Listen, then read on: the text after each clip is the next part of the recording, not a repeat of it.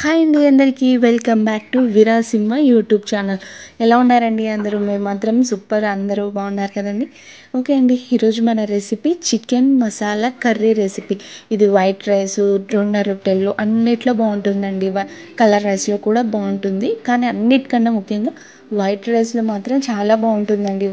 ఎందుకంటే మసాలా అంతా కొంచెం ఫ్రై అయ్యి దగ్గరగా ఉంటుంది కదండి.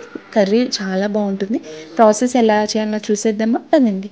ఫస్ట్ చికెన్ తీసుకొని దాన్ని కడిగి ఉప్పు నీళ్ళల్లో నానబెట్టి పక్కన పెట్టేసండి. దీనికి మసాలా కోసం అల్లం వెల్లుల్లి పేస్ట్, చెక్క, లవంగ, ఒక 2 ఆనియన్స్ తీసుకొని పేస్ట్ పట్టి పక్కన పెట్టేసేయండి. ఇంకో బౌల్ తీసుకొని దాంట్లో ఆయిల్ వేసి చెక్క, లవంగాలు, పుదీనా ఇవి వేసి అవి కొద్దిగా దోరగా వేగిన తర్వాత ఇందాక మిక్సీ పట్టి పెట్టుకున్నాం కదండి మసాలా, ఆనియన్, అల్లం వెల్లుల్లి పేస్ట్ దీన్ని కూడా వేసి కొద్దిగా రోస్ట్ అయితే సరిపోతుందండి. కొద్దిగా రోస్ట్ అయిన తర్వాత అలానే చికెన్ మ్యాగ్నేట్ చేసి పెట్టాల్సిన అవసరం లేదండి. అది అలా పీసెస్ తీసి వాటర్ పడేసి పక్కన ఉంచండి. అంతలోపు దీంట్లో ఉప్పు, కారము, పసుపు ఇవన్నీ ఉప్పు, కారము, పసుపు, ఆనియన్స్తో పాటు ఇవి కొంచెం వేయి పచ్చి వాసన పోయేంత వరకు వేయించండి. జస్ట్ ఒక 2 మినిట్స్ అలా అయితే సరిపోతుంది. తర్వాత ఇందాక చికెన్ వాటర్లో నానబెట్టి పక్కన పెట్టుకున్నాం కదండి. ఆ పీసెస్ ఇందులో వేసి ఆ పీసెస్కి ఈ మసాలా, ఉప్పు, కారం బాగా పట్టేటట్టు కలిపి ఒక కొద్దిగా కొత్తిమీర వేయండి. తర్వాత మళ్ళీ వేసుకుందాం. కలిపిన తర్వాత మూత పెట్టేసేయండి. మూత పెట్టి ఒక 10 మినిట్స్ అలా ఉంచండి.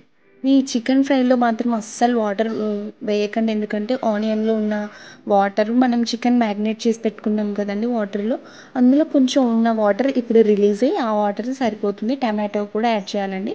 ఒక 2 చిన్నవి ఒక 2 టమాటోస్ తీసుకొని చిన్నగా కట్ చేసి దాంట్లో వేసి కలపకుండా అలానే పెట్టేయండి ఒక 2-3 నిమిషాలు. తర్వాత మళ్ళీ మూత తీసి అంతా కలిపేసేయండి. ఆ టమాటోస్ కూడా మెత్తగా స్మాష్ అయ్యి దాంట్లోనే ఉడికిపోతాయి. ఇప్పుడు కొంచెం దీంట్లో కొబ్బరి యాడ్ చేయండి. ఒక 2-3 స్పూన్స్ యాడ్ చేయండి. కొబ్బరి మాత్రం కంపల్సరీ యాడ్ చేయండి. అప్పుడే చికెన్ మసాలా కర్రీ దగ్గరగా టేస్ట్ బాగుంటుందండి.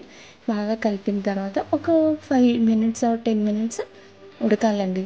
ఎందుకంటే దీంట్లో వాటర్ వేయం కదా, కొంచెం ఆయిల్ ఎక్కువనే పడుతుందండి. కొద్దిగా ఎక్కువ ఉంటేనే ఈ కర్రీ టేస్ట్ బాగుంటుంది.